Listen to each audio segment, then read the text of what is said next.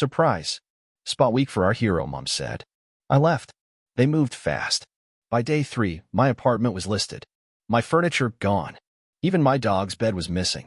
They sold everything to help jumpstart my brother's new home. When I called, Mom said, "We thought you'd want him to have a future." I just replied, "So will I."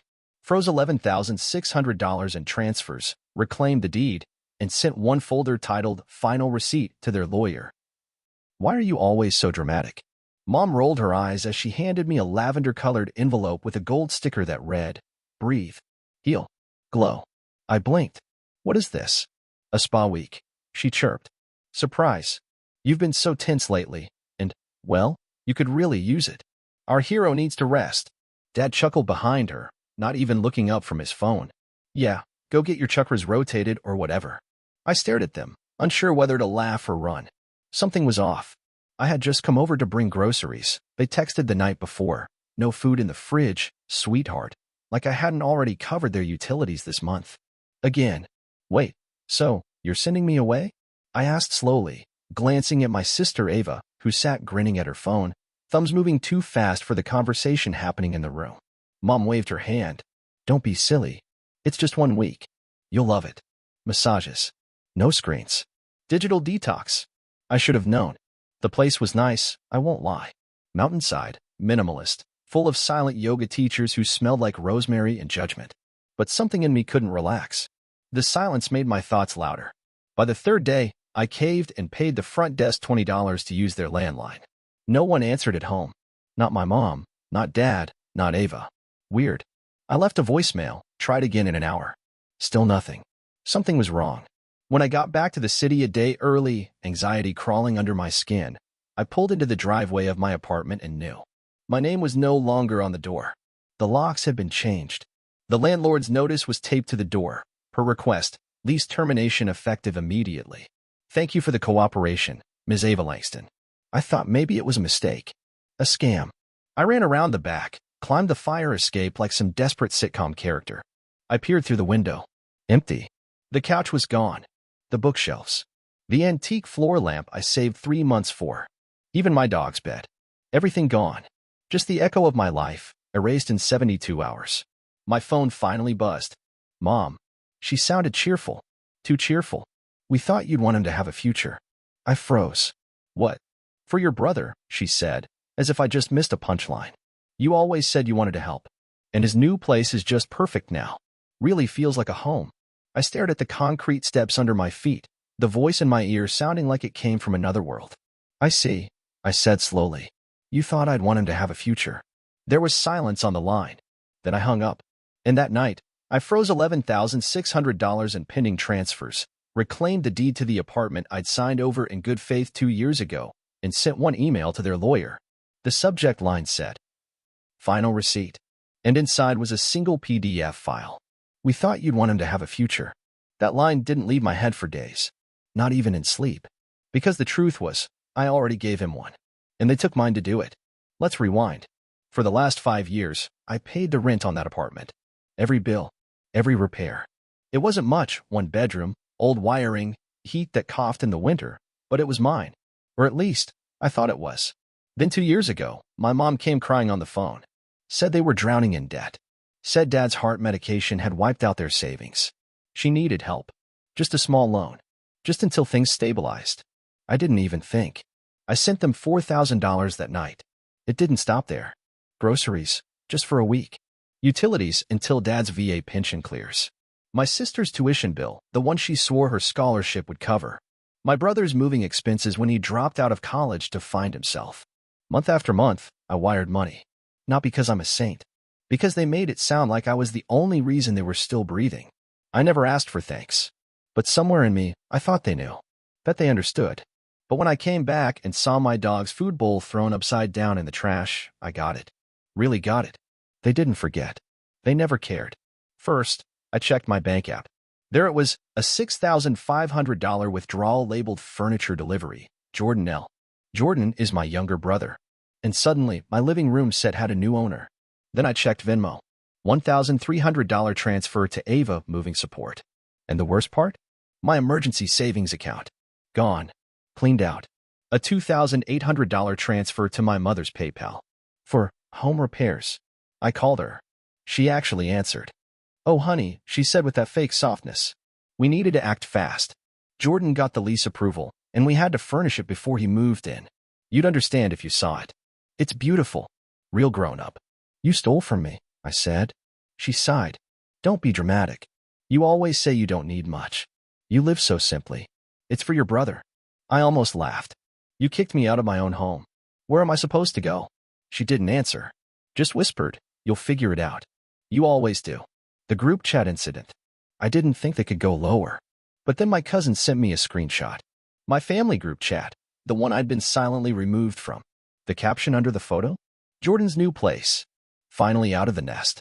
Thanks to everyone who believed in him." There was my old couch. My coffee table. The rug I bought in Portland. And the worst part, the comments. "Uncle Dennis looks better than it ever did in her cave. Aunt Trish, he deserves it. She just hoarded everything. Ava, karma always balances." No one knew I could still see it. No one knew I still had access through the linked Google account my dumb self had once set up for Mom. I sat there shaking. Not crying, just cold. Because this wasn't a mistake. It was a decision. I broke into my own email. I had once used it to store scans of receipts and contracts. I found the rental lease. My name was the only one listed. But now Jordan had changed the locks. I texted him. "Me, you moved into my apartment." Jordan, "Not your apartment anymore. It's in Mom's name now. She transferred the lease." Chill. Me, "You threw away my dog's bed." Jordan, "It smelled awful." No apology. Just that. The lies get louder. 2 days later, I saw a post on Facebook. From Ava. A picture of her, Jordan, and my mom standing in front of a sold sign. Caption, "New beginnings. When one door closes, another opens. Hashtag family first, hashtag fresh start." Except I knew that door. That was my condo application. The same one I'd been secretly planning to move into next year. The same building. Same unit. I had toured it. I had taken pictures. I had sent it to Ava months ago, thinking she'd be proud. She'd given the info to Mom. They beat me to it. Used my savings. Took what I was building and gave it to Jordan, because he deserved a future. The breaking point? An old USB drive I'd left in a drawer. I didn't even know it was missing until I found the envelope. It was postmarked from a friend. No return address. Inside was a printout of a chat between Jordan and Ava. Ava, "She won't fight. She never does." Jordan, "She's too soft. She'll cry for a day then disappear." Ava, "Perfect. Then I get the couch. You get the dog crate. And we both get peace." There was more. References to emails they forged. Insurance policies they tried to cancel under my name. They wanted to erase me, but keep my money. Then came the article. Jordan's girlfriend wrote a gushy blog post, "How we built our first home with family support." She listed out the furniture they bought together. She posted a photo of my graduation frame on his new wall. And in the comments, Ava replied, "We're so proud. Took a village. That village was me." End of pretending. I didn't scream. I didn't post. I filed 3 reports. Fraudulent lease transfer, under review. Theft of property over $5,000, under investigation. Bank dispute for the $11,600 in total unauthorized transfers. And then I sent one final email to the family lawyer with documents, screenshots, bank statements, and the original lease. Subject line, legal ownership and account forfeiture. Attachment, a 27-page PDF. I also called the landlord. Told her the full story. And that if she didn't start cooperating, I'd be sharing this saga with names online. She folded. As of now, the apartment is no longer under Jordan's name. A 30-day eviction notice is on its way. And I'm staying in a hotel, waiting for the right moment to close the final chapter. Because I'm not done. They tried to erase me. I chose to rebuild quietly for myself. I waited until his housewarming party. Not to crash it. To end it.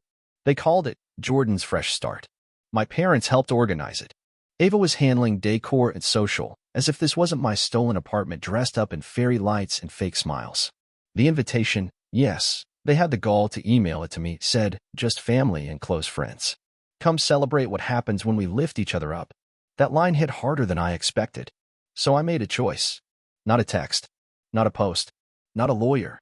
I showed up. Dressed plainly. Calm. No backup. No rage. Just me and a small white envelope in my coat pocket. Jordan opened the door. His smirk cracked a little when he saw me. Hey, you weren't on the guest list. I looked past him. There they were, Mom arranging snacks, Dad sipping from one of my stolen mugs, Ava laughing too loudly. Like nothing was wrong. I didn't wait for permission. I stepped inside. Silence hit like a wave. The kind that doesn't settle. What are you doing here? Ava's smile was gone. This isn't about you. I turned slowly to face her. You're right. This is about all of you. Jordan moved to block me. You need to leave. Now. I will, I said. After I say this. Once. Clearly. Mom tried to cut in, sweetheart. This isn't the time. Stop, I said. You've had your time. You've had years. They stared. Let me make something simple for all of you, I continued. Every plate in this house? I bought it. That rug? Mine. The bills paid last month? My bank account. Even the deposit for this lease forged. Using my information. Without my consent. That's not true, Jordan said. It's not like that, eh? I raised a hand. Don't lie now. You've done enough of that. Ava crossed her arms. So what? You're gonna cry and take your couch back. I looked her in the eye. No. I came to give something. Not take it. From my coat, I pulled the white envelope and handed it to Jordan. Inside was a copy of the voided lease, with a note attached from the property manager, effective end of tenancy, 30 days. Reassignment pending. His face drained of color. You're bluffing. I pulled out the second slip of paper. A notice of financial liability for the stolen furniture, $4,700 worth. I had the receipts. Signed. Traced. Your move-in was illegal. The locks were changed during a fraudulent transfer. The owner has agreed to reverse the file. You're squatting, Jordan. Classy. You never even used this place right, he shouted. You barely had guests. You didn't make it a home. Because it was mine, I said flatly. Mine to use. Or not. You don't get to judge how I survive. Dad stood up finally. This is madness. You're trying to destroy your brother. Is that what this is? Revenge? No, I said. This is protection. From what? He barked. From you, I said softly. All of you. Mom sat down slowly. She looked older, but not sorry. Just exhausted by the consequences. You think this makes you better than us? Ava spat. No, I said. But it finally makes me free from you. Jordan tore the papers in half. You can't do this. I'm already here. We've already moved in. You'll move out, I said. Or the sheriff will help. Dad tried to laugh, one of those tired, toxic chuckles. You really want to make this legal? Drag this into court? It'll embarrass everyone. I'm not afraid of embarrassment, I said. You should be. And then I walked toward the door. But just before I stepped out, I turned one last time. You cut me out and thought I wouldn't notice. But I did. I let the silence thicken. No more. No more wiring money. No more emergencies. No more sister who needs rent. No more second chances. From this point forward, I am not your emergency plan. And then I said it. I'll see you in 30 days. Or not. Either way, you're leaving.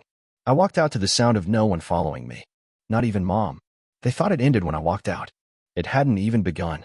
The night after the confrontation, I slept for 10 hours straight, the kind of sleep you don't have in survival mode. The kind of sleep you earn. When I woke, the first thing I did was change my phone number. The second, I went to the bank. That $11,600 in frozen transfers? I moved it into a new account, one they didn't know about. I canceled every automatic payment, flagged every linked card. I even went back through my statements and printed the last 2 years, line by line, just to see the trail of how I'd been bled dry.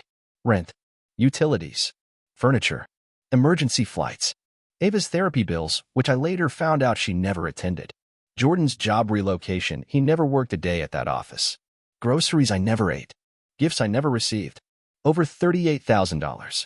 I didn't just cut them off. I shut the entire pipeline. Then came the condo.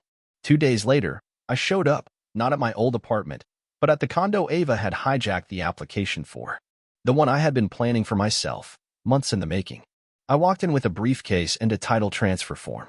The leasing agent, Sarah, looked up and said, "Oh, Ms. Langston, you're back."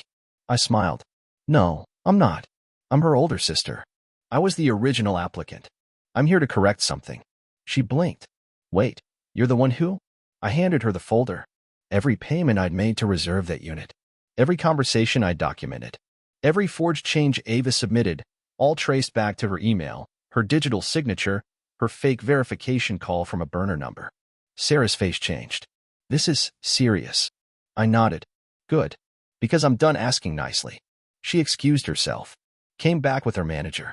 We spoke for 40 minutes. By the end of the meeting, the application was reversed. The unit was once again mine. I'll need a few days before I move in, I said calmly. Just enough time to change the locks. Next came the deed. Years ago, I'd helped my parents keep their house during a property tax emergency. I wired $9,000 to cover it, and in return, they'd made me a co-owner, just until things settled down, they said. They forgot. I didn't. I pulled the original notarized deed from my safe deposit box and walked into a lawyer's office. I want a trigger partition, I told him. Force a sale. He raised an eyebrow. Family home? Not anymore, I said. I want my half. In cash. And I want the title cleared. A letter went out 3 days later. Certified. Legally binding. They would have to buy me out. Or sell the house. But the final blow wasn't legal. It was personal. Jordan texted me the day the 30-day notice arrived. Not to apologize. Jordan, you're ruining everything. Jordan, we're your family. Why are you doing this? Jordan, you could have just let it go. I replied once. Me, I did let it go. For 10 years. He tried calling. I let it ring. Mom left me a voicemail crying, saying she couldn't sleep, that this was destroying her. She didn't ask for forgiveness, just begged for delay. We just need time. We're trying to figure things out. Don't take the house. Not yet. Please. You know how much it means to us. No mention of what they took from me. No recognition. No regret. Just desperation. So I responded. Me. You said Jordan deserved a future. So do I. You stole mine. Now I'm taking it back. 3 days later, an offer. I got a call from a real estate firm in town. A friend of mine had passed my number along. We heard you were listed on a property that might be coming up for sale, the woman said. We have a client, cash buyer, interested in fast closings. I gave her the address. She gave me a number. It was higher than I expected.